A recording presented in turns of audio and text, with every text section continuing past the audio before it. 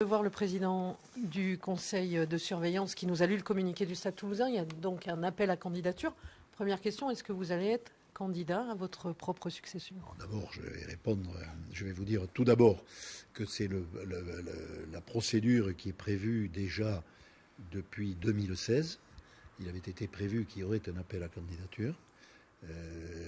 J'avais indiqué que j'avais un candidat qui aurait mon assentiment à la demande du président du conseil de surveillance. J'avais indiqué que j'avais un candidat qui avait mon assentiment et que j'étais prêt à l'accompagner, si nécessaire, dans la limite, et pas obligatoirement, ni sur le principe ni sur la durée, mais dans une limite de 2 ans. Ce projet n'a pas été retenu et on a décidé, le conseil de surveillance a décidé de faire un appel d'offres. Donc cet appel à candidature, pardon, un appel à candidature. Donc cet appel à candidature, ils ont fixé les dates et en fonction de qui se présentera, je me présenterai ou pas pour soutenir quelqu'un si c'est nécessaire et s'il en a besoin. Et tout cela, je ne peux pas vous le dire aujourd'hui. J'attendrai le dernier moment pour me décider. Mais à titre, vous, tout seul, pour continuer la présidence, ça peut vous intéresser ou pas? Mais je le verrai en fonction des candidats qui seront en liste à ce moment-là. Donc je me déterminerai qu'au dernier moment. Mais ce n'est pas un objectif pour moi. Il y a 25 ans que je suis président. Je suis en pleine forme. J'ai toujours envie de défendre ce club et de m'occuper de ce club, mais que ce soit au titre de président ou d'autres fonctions, je ne quitterai jamais le club dans lequel je suis depuis 1958 et président depuis 1992. Mais ma décision, je ne la prendrai, je ne l'ai pas prise, je ne la prendrai qu'en fonction des candidatures et en fonction de ce que j'estimerai être l'intérêt du club. Mais ce n'est pas pour moi, encore une fois, ni une priorité, ni un objectif. Et qu'est-ce qui peut faire pencher la balance justement selon la nature des candidats, ou qu'est-ce que vous attendez de voir justement? La personnalité des candidats, qui sera candidat, et si j'estime que ces candidatures vont dans l'intérêt du club, ce ou cette candidatures vont dans l'intérêt du club. Si je considère qu'il y a plusieurs candidats, un ou plusieurs candidats qui me paraissent être dans l'intérêt du club, je ne me présenterai pas. Si par contre, le ou les candidats ne me semblent pas être immodestement dans cette dimension, je n'exclus pas de me présenter à ce moment-là. Mais encore une fois, c'est ni un objectif, ni un projet. C'est simplement une éventualité par défaut. Donc vous allez attendre le dernier moment, ça. Ah oui, tout à fait. Et si tout le monde fait pareil, on va se retrouver... Eh bien, on essaiera de jouer au poker menteur, comme je faisais avec Max Guazzini.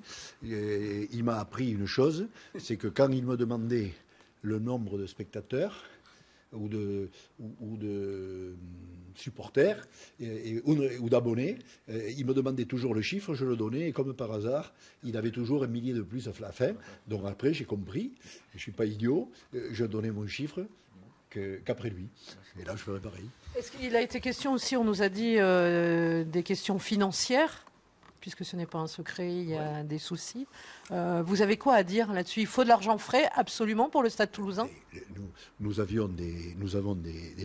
sommes pas comment dirais-je, nous n'avons pas des fonds négatifs, mais il faut reconstituer une partie des fonds propres dans la mesure où, vous le savez, la réglementation demande qu'il y ait 15% de la masse salariale joueur en fonds propres. Donc ça nous demande un réajustement de ces fonds propres.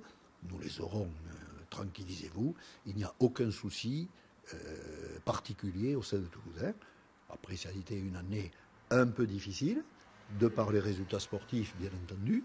Et ensuite, nous avons eu le dépôt de bilan de notre équipementier, qui nous fait passer en provision une somme très importante, qui absorbe en grande partie les fonds propres que nous avions. Si on n'avait pas eu ces provisions, on serait toujours avec des fonds propres répondant à la réglementation de la Ligue. Mais ces provisions nous obligent à reconstituer une partie, mais on n'est pas on n'est pas dans les chiffres. Non, mais est-ce qu'on peut imaginer un investisseur qui arrive avec un gros chèque et qui dise, voilà, je veux être président du Stade Toulousain? Est-ce que ça, c'est envisageable?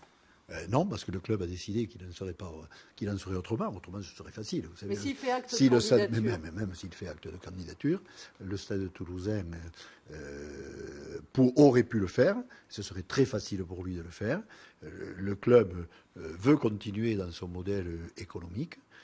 Et donc, c'est le club qui trouvera en interne les propres ressources qui sont nécessaires, ce d'autant plus qu'elles ne sont pas de l'ordre des difficultés financières ou des déficits récurrents de certains clubs du top 14 pour lesquels des investisseurs propriétaires mettent plusieurs millions, voire dizaines de millions chaque année. Il faudra que chaque candidat soit parrainé par 3 membres du conseil de surveillance, c'est non? Oui, mais comme le conseil de surveillance est assez pléthorique, je pense qu'il n'y aura pas trop de difficultés pour que chacun en trouve 3. et ça serait qui votre candidat idéal? Vous avez un nom, puisque celui que vous souhaitiez, c'est pas possible. Le candidat idéal depuis 25 ans, c'est moi. Oui, mais le prochain. Je ne sais pas si je serai le lauréat, non, je plaisante, bien sûr. Le prochain, mais écoutez, je pense que le stade est très riche en personnalité. Mais je pense par exemple que Didier Lacroix aurait tout à fait l'étoffe, la compétence, le sérieux et l'expérience. Ça fait 20 ans que je travaille avec lui. Hein. Chacun à sa place, ça fait plus de 20 ans que je travaille avec lui. Pourquoi pas? Mais il y en a certainement d'autres qui pourraient ou pourront se poser candidature d'ici là et je ferai un choix. Mais par exemple, vous me posez la question, j'y réponds très, très librement. Il faudrait qu'il se libère de sa société, de la régie publicitaire, pour pouvoir accéder à la... Oui, mais ça, vous savez, j'étais avocat. D'abord, le fait d'être à la régie ne crée pas une incompatibilité. Il peut y avoir simplement des conflits d'intérêts, mais il suffit de les régler en trouvant des process dans le cadre duquel Didier, pour le nommer, laisserait à une commission ad hoc ou à un membre du directoire. Il y a toujours des solutions, mais il peut y avoir conflit d'intérêts. Donc. Mais moi, par contre, j'étais dans un cas d'incompatibilité. C'est-à-dire que quand le club est devenu professionnel au 1er janvier, SASP au 1er janvier 2002, j'étais avocat. Et la profession d'avocat est incompatible, c'est la loi qui le prévoit, est incompatible avec la présidence d'une société commerciale, et une SASP est une société commerciale. J'ai fait un choix parce qu'il y avait une incompatibilité. Mais lui n'a même pas à faire ce choix. Donc pour moi, ça ne pose pas de grands problèmes. Donc s'il se présente, vous poussez derrière lui. Je ne sais pas, je verrai aussi quels sont les autres candidats. Vous savez, le Stade toulousain est plein de richesses et de surprises, dont j'attends, compte tenu de la richesse, une merveilleuse surprise. Et si c'est Didier Lacroix, c'est parfait. Et si c'est Didier Lacroix, pour qu'on soit clair, vous ne serez pas candidat? Non, c'est très clair. Je ne serai pas candidat si Didier Lacroix est peut-être candidat à la présidence. Hervé Lecomte a dit que le poste l'intéressait. S'il n'y a que lui, est-ce que vous vous présenterez? Certainement. Merci beaucoup. Merci à vous.